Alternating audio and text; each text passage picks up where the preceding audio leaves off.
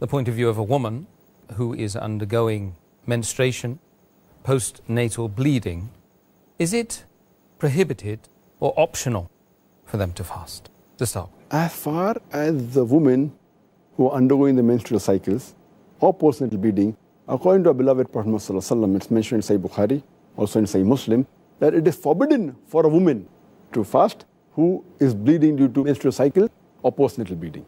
So it is not optional, it is forbidden.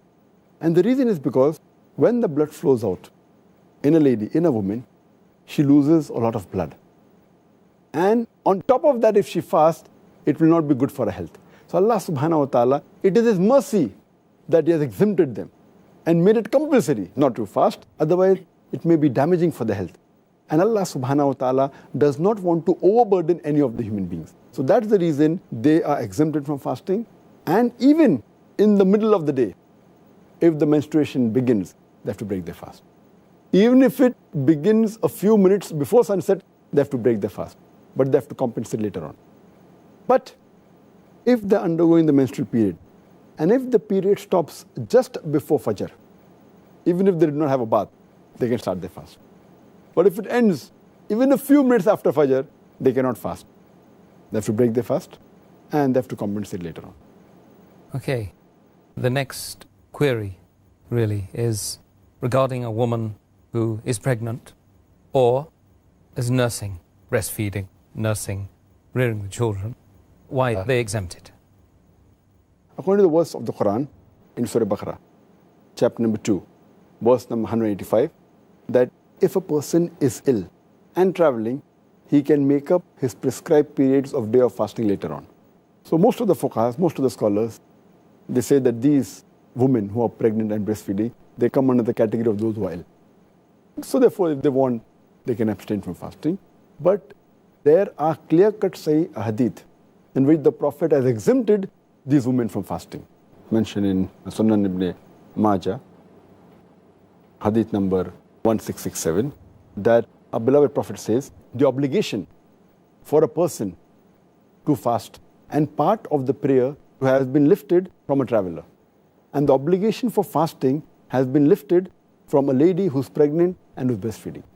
Our beloved Prophet Muhammad also said, it's mentioned in Sunan Nisai, in the book of fasting, hadith number 2274, that Allah subhanahu wa ta'ala has relieved the traveler from fasting and half his prayer, and Allah subhanahu wa ta'ala has relieved the pregnant woman and the woman who's breastfeeding from fasting. So based on these two hadith also, it's clear-cut that the pregnant woman and the women who are breastfeeding, they have been exempted. And the logical reason that one can think is because when a lady, she's pregnant or she's breastfeeding, the food she eats is not only for herself, it's for herself as well as the baby she's carrying, or becomes difficult for a baby, then she's exempted from fasting. But if she's in the early stage of pregnancy, and if she feels, or she's breastfeeding, and if she feels that fasting will not cause any damage to her health and will not cause a damage to the baby, then she should fast. If she has a doubt, if she can do it with hardship, as long as there's no damage to herself, to her health, and the baby, she has the option to fast, not to fast. But if it's causing damage to her health or the baby, it becomes haram for her to fast. Because Allah subhanahu wa ta'ala does not want to lay a burden more than what a person can bear. And in this regard, that is the reason Allah has exempted them. Later on, when they are healthy, when they stop breastfeeding, or when the pregnancy ends after postnatal bleeding, then they have to make up for the fast they have missed before the next Ramadan.